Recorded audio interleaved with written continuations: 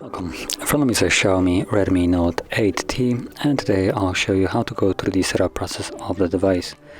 So when you boot it up for the first time, you'll be presented with the screen right here. So tap on the arrow, select your language, and then tap on the arrow again. Choose your region. Here it's completely optional, so I'm just gonna stick with the one that it's selected by default. Then we have connect to network. Again, this step is optional. If you choose to connect, the only benefit of it will be throughout the setup you'll have the option to log into your Google account. If you choose to skip it like I will, that option just will not be visible throughout the setup, but still after the setup you can connect to Wi-Fi and connect to your Google account just through settings. Then we have terms and conditions, so you can read the user agreement right here if you want to. And then once you're done reading all of it, you can check it right here that I have read and agreed to it, and then tap on the arrow, and here it will start looking for a SIM card. Now again, this is completely optional, you can skip this.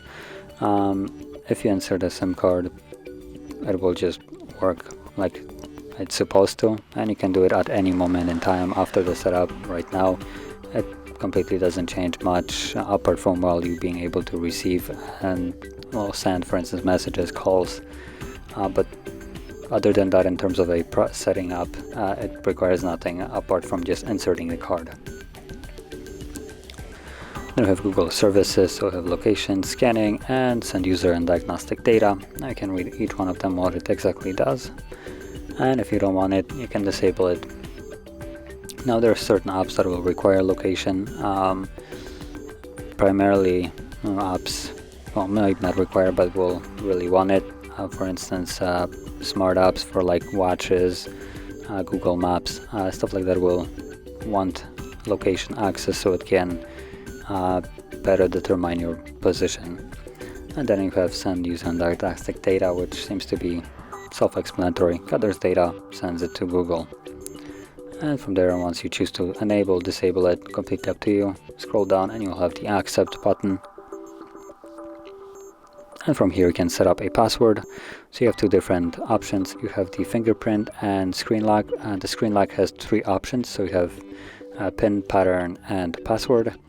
Now you cannot set up just fingerprint. If you choose to set up fingerprint, it will automatically force you to set a PIN, pattern, or password, one of the three.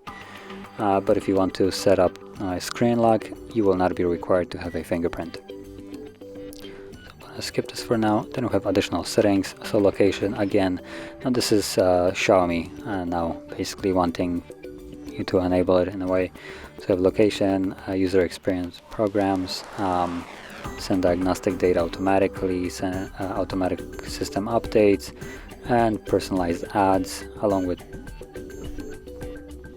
wallpaper carousel. So wallpaper carousel is just a kind of like a slower slideshow for your home screen or lock screen. Then personalized ads is something that I kind of don't like.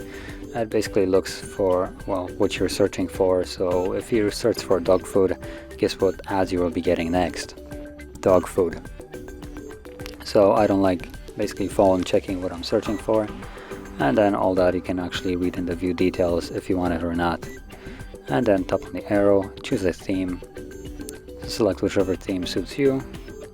Not much difference there, and there we go, theme applied. And let's tap on the arrow and be done with the setup.